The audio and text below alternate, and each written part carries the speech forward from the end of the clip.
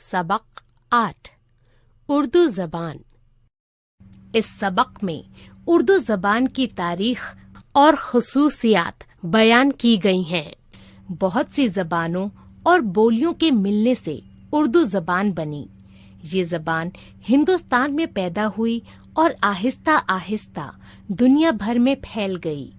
उर्दू ज़बान दुनिया की जदीद ज़बानों में से है और अभी अभी इसने अपने बलबूते पर खड़ा होना सीखा है। ज़बान न किसी की ऐजाद होती है और न कोई इसे ऐजाद कर सकता है। जिस उसूल पर बीज से कोंपल फूटती, पत्ते निकलते, शाखें फैलती, फूल लगते हैं और एक दिन वही नन्हा सा पौधा एक तनावर दरख्त हो जाता है, उसी उसूल के मुताबिक ज़बान पैदा होती है, बढ़ती और फलती फूलती है।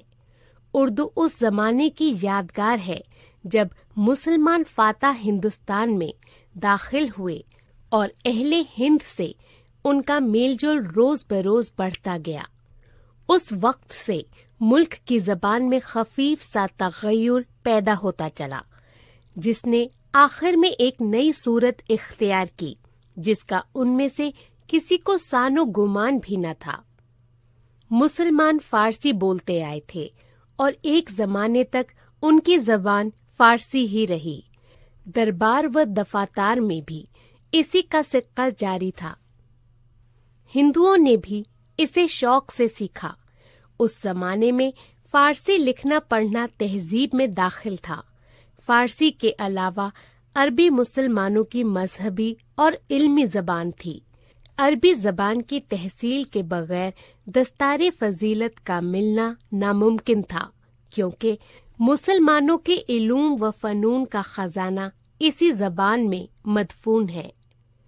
इधर मुल्क में जो ज़बान कदीम हिंदी या प्राकृत राइज थी, उसे भी मुसलमानों ने सीखा। आवाम नहीं ज़बान बोलते थे। चुनंचा इसी मखूलत ज़बान में बड़े बड़े शायर हुए। इल्मा और शरा ने भी ये ज़बान सीखी और इसमें तालीफ व तसनीफ, जो ज्यादातर नज्म थी, की। गरज हिंदुस्तानियों के इस मेल जोल से एक नई ज़बान ने जन्म लिया, जिसका नाम बाद में उर्दू रखा गया। उर्दू की मानी लश्कर के हैं और लश्करी ज़बान जैसी होती है जाहिर है, यानी आधा तीतर आधा बटेर।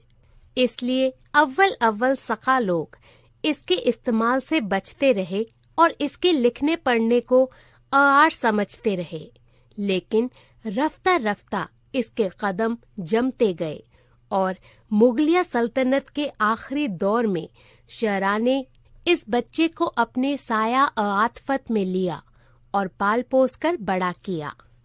बहुत कुछ सफाई पैदा की और नई तराश खराश से आरास्ता किया। मुगलिया सल्तनत के जवाल पर समंदर के रास्ते एक नई कौम हिंदुस्तान पर मुसल्लत हुई, जो हिंदू मुसलमानों से बिल्कुल गैर थी।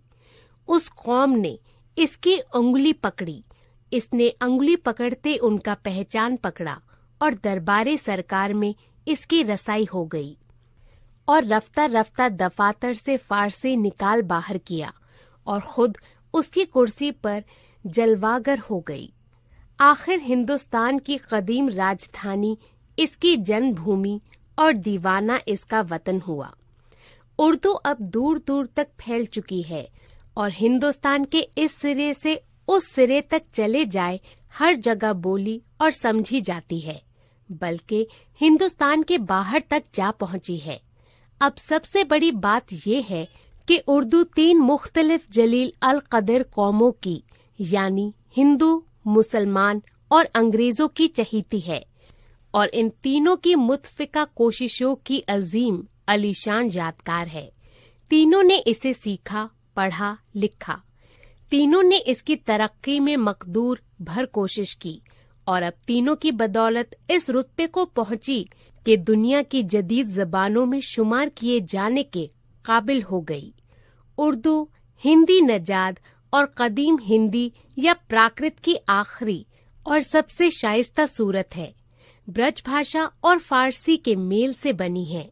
इसमें जो संस्कृत और प्राकृत के अल्फाज हैं वो ज़मानाए दराज के इस्तेमाल और ज़बानों पर चढ़ जाने से ऐसे ढल गए हैं कि असल अल्फाज में जो भद्दापन और करख्तगी और तलफ़्फ़ुज़ और लहजे की दिक्कत थी बिल्कुल जाती रही और छुट छुटाकर पाक साफ सीधे सादे रह गए, जिससे ज़बान में लोच, घुलावट और सफाई पैदा हो गई।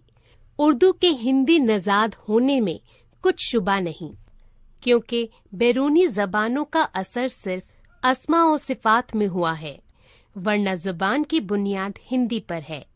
तमाम हरूफ, फ़ाइल, मफ़ूल, अज़ाफ़त, निस्बत, रब्त व गिरा हिंदी हैं।